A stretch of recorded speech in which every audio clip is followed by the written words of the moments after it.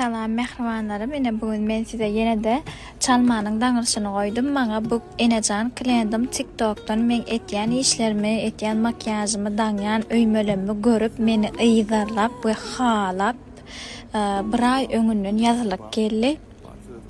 Etyen işlemi şeyle halayan eken bolondan soň soradım, haladım mı dedim, better haladım dedi. Her bir klientin halama men üçin ullakan bagyt. Men yanımdan hemmesi Hudaýa şükür şu kaçene klientlerim ni davolny çykmady, hemmesini davolny edip uratdym. Sebäbi bul men işim ve men işimi gaty söýýän. Sizem halansyňyz diýip umyt etýän, halan bolsaňyz like basmagy, kommentara yazmagy ýatdan çykarma. Mehribanlarım, yine bir zat açacaktım, yadımdan çıkıptır.